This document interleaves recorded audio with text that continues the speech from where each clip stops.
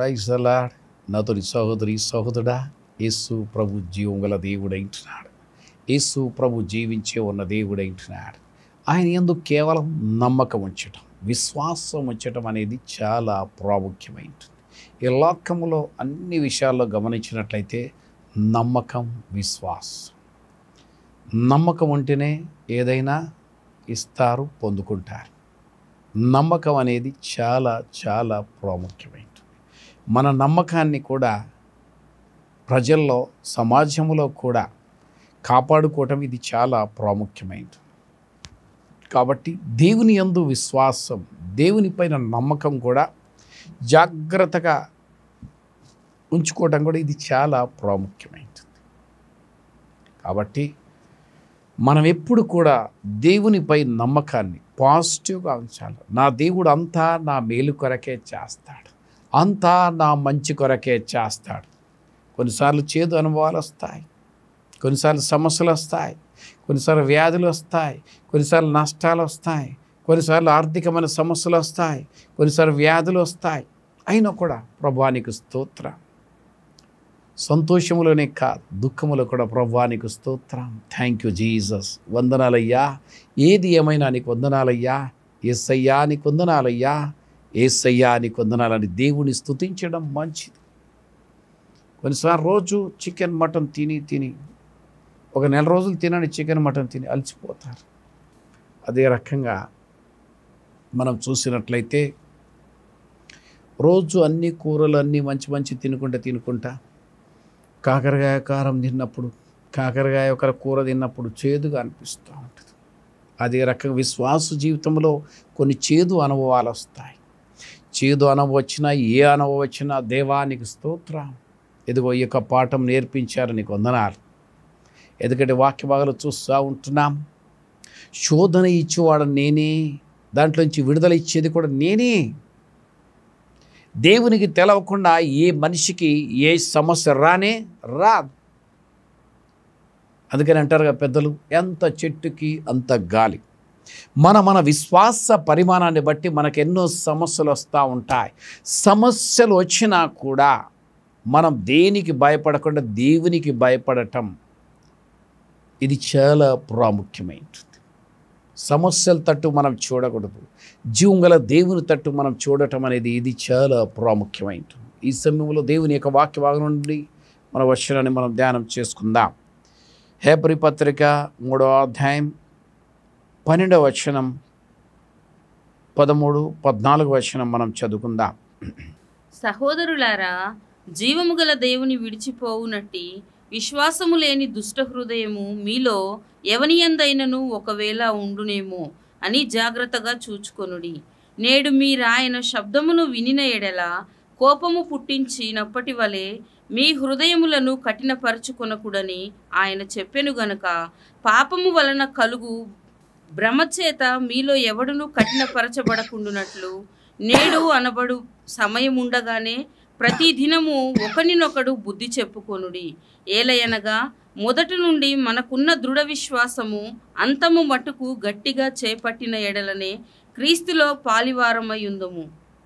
Praise the lord. Hallelujah. కాబట్టి ఇక్కడ చూసినట్లయితే నాతోని సహోదరి సహోదరుడా, హెబ్రీ 3:12 చూసినట్లయితే, సహోదరులారా, జీవం గల దేవుని విడిచిపోనట్లి విశ్వాసం లేని దుష్ట హృదయం. ఏ హృదయం? విశ్వాసం లేని దుష్ట హృదయం. కానీ ఇక్కడ చూస్తూ ఉంటున్నాం, సహోదరులారా, జీవం గల దేవుని విడిచిపోనట్లే. కాబట్టి కొన్నిసార్లు చూసినట్లయితే ఈ మధ్యకాలంలో ఒక మాట విన్నా.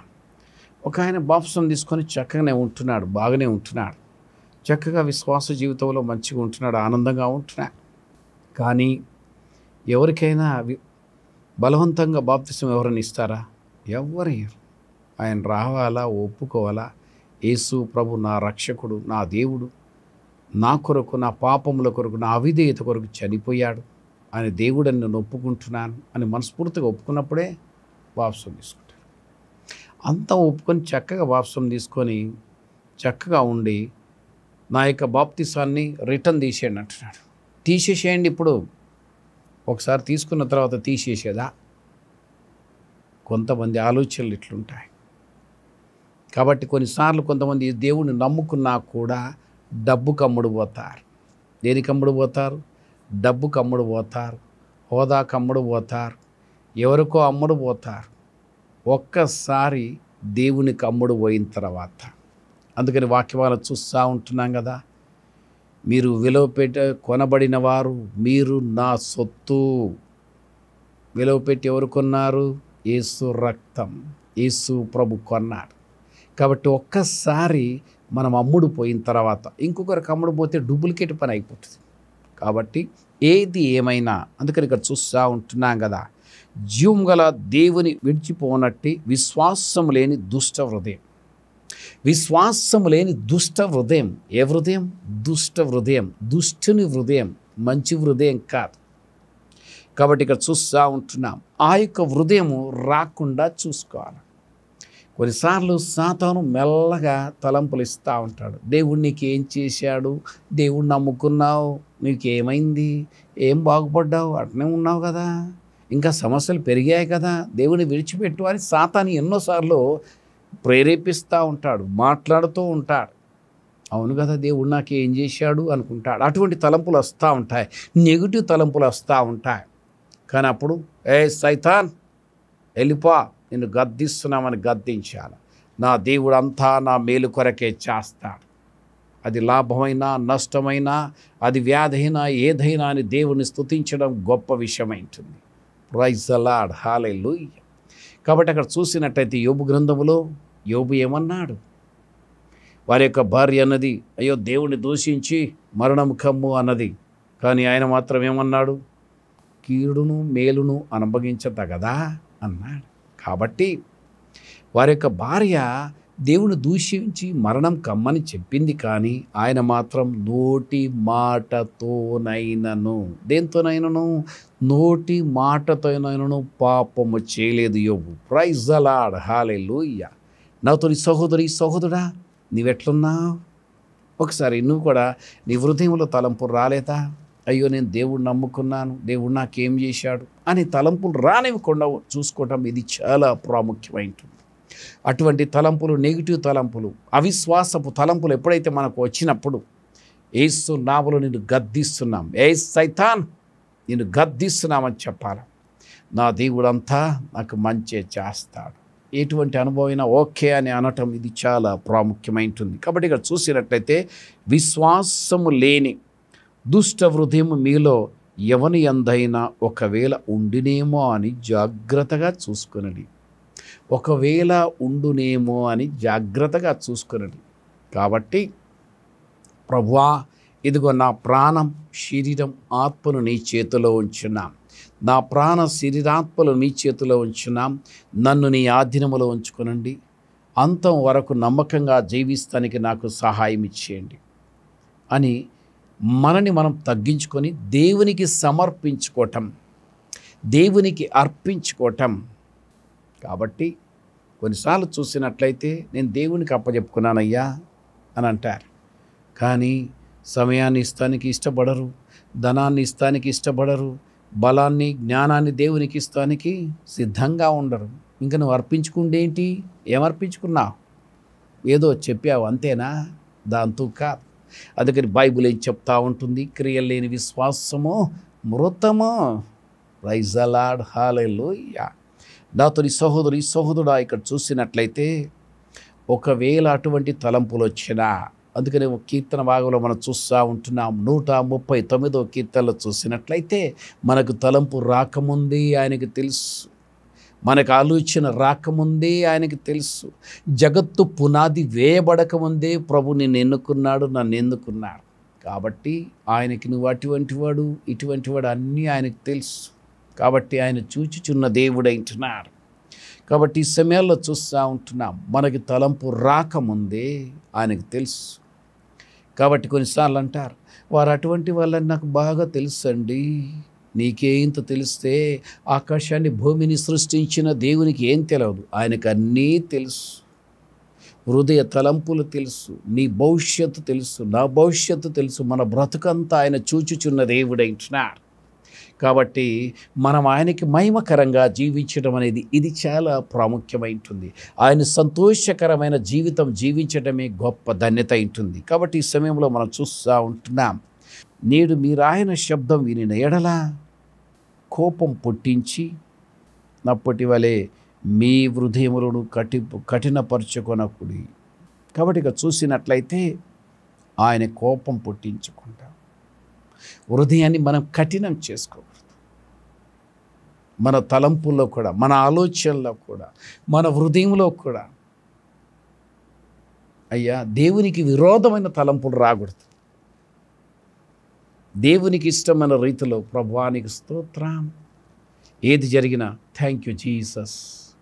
కొన్నిసార్లు ఏదైనా మేలు పొందుకున్నప్పుడు థ్యాంక్ యూ జీసస్, వందనాలు యేసయ్యా. నష్టం రాగలనే దేవా ఇదెందుకు వచ్చిందయ్యా అంటారు. లాభమైనా నష్టమైనా ఏదైనా thank you Jesus, thank you Jesus, వందనాలు యేసయ్యా, వందనాలు యేసయ్యా అనటం ఇది చాలా ప్రాముఖ్యమైనది. చిన్నపిల్లల స్వభావం ఎట్లుంటుంది, ఏదైనా పొందుకున్నప్పుడు థ్యాంక్ యూ, ఒక 5 స్టార్ చాక్లెట్ ఇచ్చినప్పుడు థ్యాంక్ యూ అంటారు. ఏమి ఇవ్వకపోతే మొహం ఇట పెట్టుకుని వెళ్ళిపోతారు. కాబట్టి దేవుడు ఏమి ఇచ్చినా ఏమి ఇవ్వకపోయినా అన్ని సందర్భాల్లో thank you Jesus, thank you Jesus. మంచి ఆరోగ్యాన్ని ఇచ్చారు, వందనాలు. మంచి రక్షణ ఇచ్చారు, నీకు వందనాలు. మంచి మార్గాన్ని ఇచ్చారు, నీకు వందనాలు. ఈ మార్గాన్ని ఎంచుకోవడానికి ఈ తరుణాన్ని నాకు అనుగ్రహించారు. ఈ బ్రతుకులో ఈ యొక్క మంచి అవకాశాన్ని నాకు కల్పించారు, అందును బట్టి నీకు వందనాలయ్యా అని దేవుని కృతజ్ఞతాస్తుతులు చెల్లించడం ఇది చాలా ప్రాముఖ్యమైంటుంది. ఆ దేవునికి బాయి కలుగునుగా. కాబట్టి ఈ సమయంలో మనం చూస్తూ ఉంటున్నాం, ఎవడును కఠినపరచబడకుండానట్లు నేడు అనబడు సమయం ఉండగానే ప్రతిదినం ఒకరినొకడు బుద్ధి చెప్పుకొనిడి. ఎలైనగా మొదటి నుండి మనకున్న దృఢ విశ్వాసము అంతం మట్టుకు గట్టిగా చేపట్టిన ఎడలనే క్రీస్తులో పాలివారమై ఉందుము. ఏంటంట? అంతం మట్టుకు గట్టిగా. మొదట ఉన్న విశ్వాసం ఎక్కడి వరకు ఉండాలా? అంతం వరకు ఉండాలి. అందుకనే పోటీల్లో ఎక్కడైనా, ఏ పోటీలైనా, ఆటల పోటీలో, ఏదో ఒక పోటీలో ఉన్నప్పుడు అంతం వరకు వాళ్ళు ఎట్లుండాలి? అంతం వరకు ఉండాలి. కాబట్టి కార్యారంభం కంటే కార్యాంతము ప్రాముఖ్యమైంది, శ్రేష్టమైందని చూస్తూ ఉంటున్నాం. చాలా కార్యాలు ఆరంభిస్తారు, ముగింపు అనేది ప్రాముఖ్యమైంటుంది. కాబట్టి ఇక్కడ చూసినట్టయితే మనం చూస్తూ ఉంటున్నాం, మొదటి నుండి మనకు దృఢ విశ్వాసము, మొదటి నుండి ఉన్న విశ్వాసాన్ని ఎక్కడి వరకు? అంతవరకు జాగ్రత్తగా కాపాడుకోవాలి. మధ్యలో ఎన్నో తుఫాన్లు వస్తాయి, ఎన్నో సమస్యలు వస్తాయి. కుటుంబంలో, బ్రతుకులో, తర్వాత వ్యాపారంలో, జాబ్లో, వ్యవసాయంలో ఎన్నో సమస్యలు వస్తాయి.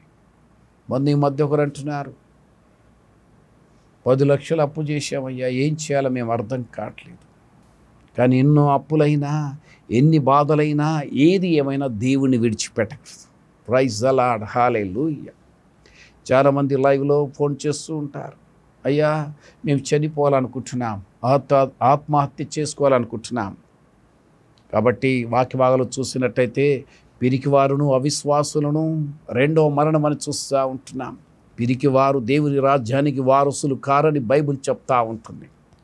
కాబట్టి ఆత్మహత్య చేసుకోమని బైబిల్ చెప్పట్లేదు, ఆత్మహత్య చేసుకోవద్దని చెప్తా ఉంటుంది. ఎందుకని? యేసు ప్రభువారు నీ కొరకు నా కొరకు కలువరి శిలువలో ప్రాణం పెట్టాడు. లోకంలో ప్రాణం పెట్టిన వాళ్ళు ఎవరు లేరు, యేసు ప్రభు తప్ప. యేసు ప్రభు అక్కడే మనందరి కొరకు కలువరి శిలువలో ప్రాణం పెట్టాడు. లోకంలో మానవాళి అందరి కొరకు ఆయన ప్రాణం పెట్టాడు. ఆ దేవునికే మహిమ కలుగునుగాక. కాబట్టి ఈ సమయంలో మనం చూస్తూ ఉంటున్నాం కదా, మనం అంతవరకు మన యొక్క విశ్వాసాన్ని జాగ్రత్తగా కాపాడుకోవాలి. కుటుంబంలో భార్యాభర్తల్లో కొట్లాటైనా, కుటుంబంలో కొట్లాటైనా, ఆర్థికంగా నష్టపోయినా, వ్యాధి బాధలు వచ్చి నష్టపోయినా, ఏది ఏమైనా కూడా అంతవరకు మన యొక్క విశ్వాసాన్ని కాపాడుకోవటం ఇది చాలా ప్రాముఖ్యమైనది. అందుకని మనం ఏం చేయాలా? ప్రతిదినం ఒకరినొకడు బుద్ధి చెప్పుకొనొచ్చు. ఏం చెప్పుకోవాలా? ఒకరినొకడు బుద్ధి చెప్పుకొనొచ్చు. సరి చేసుకుంటూ ప్రభుతో విశ్వాస జీవితంలో విశ్వాస యాత్రలో ప్రయాణం చేయటం అనేది ఇది చాలా ప్రాముఖ్యమైంటుంది. దేవుని దృష్టిలోనే గొప్పవారిగా ఉండటం ఇది గొప్ప ధన్యత ఉంటుంది. ఆ దేవునికి మహిమ కలుగునుగా. కాబట్టి ఈ సమయంలో చూసినట్లయితే 18వ వచనంలో 19వ వచనం చదువుకుందాం. తన విశ్రాంతిలో ప్రవేశింపరని ఎవరిని గూర్చి ప్రమాణము చేసెను? అవిధేయులైన వారిని గూర్చియే గదా. కాగా అవిశ్వాసము చేతనే వారు ప్రవేశింపలేకపోయిరని గ్రహించుచున్నాము. కాబట్టి ఇక్కడ దేవుని యొక్క రాజ్యములో విశ్రాంతిలో ఎవరు ప్రవేశించలేదంటే చూసినట్లయితే అవిధేయులైన వారిని గూర్చి, అవిధేయతగా దేవునికి అయిష్టంగా దేవునికి విరోధంగా ఎవరైతే ఉన్నారో వాళ్ళే. కాబట్టి మనం దేవునికి ఇష్టమైన రీతిలో జీవించడం ఇది చాలా ప్రాముఖ్యమైంటుంది. కాబట్టి విశ్వాసముతో ప్రభు తట్టు నడుచుకోవటం ఇది చాలా ప్రాముఖ్యమైంటుంది. విశ్వాసము లేకుండా కాదు, దేవునికి ఇష్టమైన రీతిలో జీవించడం ఇది చాలా ప్రాముఖ్యమైంటుంది. ఈ సమయంలో చూసినట్లయితే అది హెబ్రీ పత్రిక 11వ అధ్యాయం 1 నుంచి అంతవరకు చూసినట్లయితే విశ్వాసం గురించి చూస్తూ ఉంటున్నాం. విశ్వాసం విశ్వాసం విశ్వాసం విశ్వాసం. కాబట్టి ఈ సమయంలో 1వ వచనం చూసినట్లయితే విశ్వాసమనున్నది నిరీక్షింపబడు వాటి యొక్క నిజ స్వరూపమును అదృశ్యమైనవి ఉన్నవనుటకు రుజువునై ఉన్నది. విశ్వాసం అంటేనే నిరీక్షింపబడే వాటి యొక్క నిజ స్వరూపం, లేనిది ఉన్నట్లు నమ్మటమే విశ్వాసం. అక్కడ ఏమీ లేకపోయినా నమ్మటమే విశ్వాసం. అక్కడ వాళ్ళ దగ్గర ఏమీ లేకపోయినా ఇవ్వటం, ఇస్తారని నమ్మటం అదే విశ్వాసం. దేవుడు కనబడడు కానీ దేవుడు ఉన్నాడని నమ్మటమే అదే విశ్వాసం. ప్రైజ్ ద లార్డ్, హల్లెలూయా. దేవుడు కనబడడు కానీ కార్యాలు చేస్తాడు. నువ్వు ఆయనపై ఉన్న నమ్మకాన్ని బట్టి కార్యాలు చేస్తాడు. కాబట్టి నమ్మకముతో ఆయన తట్టు చూడటమే గొప్ప విశ్వాసమైంది. కాబట్టి ఇక్కడ చూసినట్లయితే ఈ 11వ అధ్యాయం అంతటిలో కూడా విశ్వాసం విశ్వాసం విశ్వాసం విశ్వాసం. రాజ్యాలు జయించాలన్నా కూడా విశ్వాసం కావాలి. తర్వాత తప్పింపడాలంటే కూడా విశ్వాసం కావాలి. తర్వాత ఇక చూసినట్లయితే ఎరికో గోడలు కూడా కూలిపోయారు. విశ్వాసమును బట్టి 7 దినములు ప్రదక్షిణం చేయబడిన తర్వాత ఎరికో గోడలు కూలి. విశ్వాసం విశ్వాసం. కాబట్టి ఒక విశ్వాసికి విశ్వాసం కావాలి. కొన్నిసార్లు చూసినట్లయితే మాకు 200 మంది విశ్వాసులు ఉన్నారు, 500 మంది విశ్వాసులు ఉన్నారు, 10,000 మంది విశ్వాసులు ఉన్నారు, 20,000 మంది విశ్వాసులు ఉన్నారు. కానీ విశ్వాసం ఉందా లేదా? విశ్వాసం లేకుండా ఇంకేం లాభం. అందుకని వాక్యాలు చూస్తూ ఉంటున్నాం. విశ్వాసము లేకుండా దేవునికి ఇష్టడైండుట అసాధ్యము. విశ్వాసి అంటే విశ్వాసం ఉండాలి. ఎంత ఉండాలా? గొప్ప విశ్వాసం ఉండాలి. తర్వాత కొన్ని సందర్భాలు చూసి ఆవగింజంత విశ్వాసం ఉన్నా అని చూస్తూ ఉంటున్నాం. కాబట్టి నమ్మకం అనేది చాలా ప్రాముఖ్యమైంటుంది. విశ్వాసులు అంటేనే నమ్మకం. దేవుడు కనబడట్లేదు కానీ దేవుడు ఉన్నాడని నమ్మటం, ఆయనను వెంబడించడం ఇది గొప్ప విషయమైంటుంది. కాబట్టి ఈ సమయంలో ఇక చూసినట్లయితే విశ్రాంతిలో ఎవరు ప్రవేశించారంటే అవిధేయులైన వారు, దేవునికి అయిష్టంగా ఉన్నవారు దేవుని యొక్క రాకడలో చేర్చబడరు, దేవుని యొక్క నిత్య జీవంలో వెళ్ళరని చూస్తూ ఉంటున్నాం. కాబట్టి ఈ సమయంలో మనం చూస్తూ ఉంటున్నాం. కాగా అవిశ్వాసము చేతనే వారు ప్రవేశింపలేకపోయిరని గ్రహించుచున్నా. దేని బట్టంట? అవిశ్వాసం, అపనమ్మకం. కొన్నిసార్లు అంటారు, అయ్యో నేను ఆ ఎగ్జామ్లో ఫెయిల్ అవుతానండి, ఫెయిల్ అవుతా అనుకున్నా, నేను పాస్ అవుతాను నమ్మకం లేదు, అందుకనే ఫెయిల్ అయ్యావు. నువ్వు పని జరగదనుకున్నావు, నేను జరగదని ముందే అనుకున్నా, అందుకనే జరగలేదు. నువ్వు ముందు అనుకున్నావు గనక జరగలేదు. నీలో అవిశ్వాసం ఉంది, నీలో విశ్వాసము లేదు, అందుకనే అది జరగలేదు. కాబట్టి అవిశ్వాసం అనేది, అందుకని మన వాక్య భాగాలు చూస్తూ ఉంటున్నాం. దేవుని యొద్దకు వచ్చేవాడు దేవుడు ఉన్నాడనియు ఆయనకి ప్రతిఫలం దయచేస్తాడని, ఆయన ప్రతిఫలం ఇస్తాడని నమ్మవాలని కదా. నీలో నమ్మకం లేకపోతే ఏం పొందుకోలే. ప్రైజ్ ద లార్డ్, హల్లెలూయా. అందుకని చూసినట్టే కొన్నిసార్లు ఎవరైనా మీ యొక్క బంధువులు స్నేహితులు హాస్పిటల్లో ఉన్నారంటే చూస్తానికి వెళ్తారు. వెళ్ళినప్పుడు కొన్నిసార్లు వాళ్ళతో అంటారు, అయ్యా ఇటువంటి వ్యాధి గలవారు, మా ఇంటి పక్క వారు ఇటువంటి వ్యాధి వచ్చింది, కానీ కొన్ని రోజుల్ని అయిపోయారు, ఏమవుతావో అంటే ఏదో అయిపోతాడు, సిద్ధపడతాడు ఏదో అయిపోతానికి. సేమ్ టైంలో దేవుడు నిన్ను బాగు చేస్తాడు. అయ్యా మా ఇంటి దగ్గర వారు బాగైపోయారు, చక్కగా ఉన్నారు, ఆనందంగా ఉన్నారు, సంతోషంగా ఉన్నారు, నీవు కూడా దేవుడు బాగు చేస్తాడు. దేవుని స్తుతించు, ప్రార్థించు, విశ్వాసంతో కనిపెట్టు, దేవుడికి మేలు చేస్తాడు. నీవేమి విత్తుతావో అదే కోస్తావు, నీవేం పలుకుతావో దేవుడు అది చేస్తాడు. ఎగ్జామ్లో పాస్ అవుతానంటే విశ్వాసముతో ప్రభుపై చూసినప్పుడు పాస్ చేస్తాడు.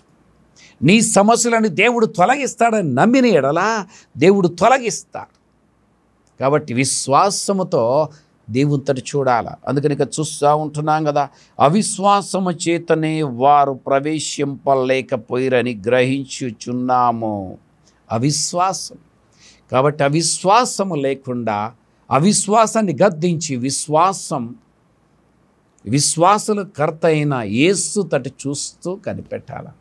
ఆ జీవం గల దేవుని తటి చూస్తూ కనిపెట్టాలి. అప్పుడు దేవుడు గొప్ప కార్యాలు చేయనింటున్నాడు. అందుకని ఇక చూస్తూ ఉంటున్నాం కదా, విశ్వాసము లేని దుష్ట హృదయం. విశ్వాసాన్ని లేకుండా కాదు, విశ్వాసం ఎప్పుడు ఉండాలి. ఏదైనా మంచైనా చెడైనా లాభమైనా నష్టమైనా అంతా దేవుడు నాకు మంచే చేస్తాడు. మన ఈ మధ్య ఒకరు ఏమంటున్నారంటే, ప్రభువా ఇదిగో చావైనా వ్యాధైనా మరణమైనా ఏదైనా నీ కొరకే నన్ను వాడుకోనండి. ఏదైనా సరే ప్రభువా అని గుడ్డి నమ్మకం. ఏ నమ్మకం? గుడ్డి నమ్మకం, గొప్ప నమ్మకం. గుడ్డి నమ్మకం, గొప్ప నమ్మకం దేవుడు కార్యం చేస్తాడు. హల్లెలూయా. ఏది ఏమైనా నీ కొరకే జీవిస్తానని తీర్మానం చేయటమే గొప్ప విశ్వాసమైంటుంది. ఆ దేవునికి మహిమ కలుగునుగాక. అందుకని అవిశ్వాసం రాకుండా మనని మనం సరిచేసుకొని ప్రభుకి ఇష్టమైన రీతిలో జీవించటమే గొప్ప ధన్యత ఉంటుంది. నాతోటి సహోదరుడా, నీ కుటుంబంలో నష్టమైనా, వ్యాధైనా, బాధైనా, కష్టమైనా, అశాంతి అయినా, ఏది ఏమైనా ప్రభువానికి స్తోత్రం, నీకు వందనాలయ్యా అని దేవుని స్తుతించినట్లు, దేవుణ్ణి ఘనపరిచినట్లు, దేవుని తట్టు చూస్తూ ప్రయాణం విశ్వాస జీవితాన్ని కొనసాగించినట్లు నిన్ను నువ్వు సరి చేసుకుంటూ వెళ్తూ ఉండు. దేవుడు నీ బ్రతుకులో గొప్ప కార్యాన్ని చేస్తాడు. నిత్య జీవాన్ని దేవుడు నీకు ఇస్తాడు. పరిశుద్ధత కలిగి యథార్థంగా జీవించు. దేవుని యందు భయముతో భక్తితో జీవించు. వాక్యానికి భయపడు, దేవునికి భయపడు, దేవుని సంతోషపరిచే బ్రతుకు నువ్వు జీవించు. అప్పుడు ప్రభు నిన్నును నీ కుటుంబాన్ని సమృద్ధిగా దీవిస్తాడు. పరిశుద్ధత కలిగి జీవించు. నిత్య జీవానికి ప్రభు నిన్ను తీసుకొని వెళ్ళనంటున్నాడు. ప్రభు యొక్క మాటలు దీవించునుగాక. ఆమేన్.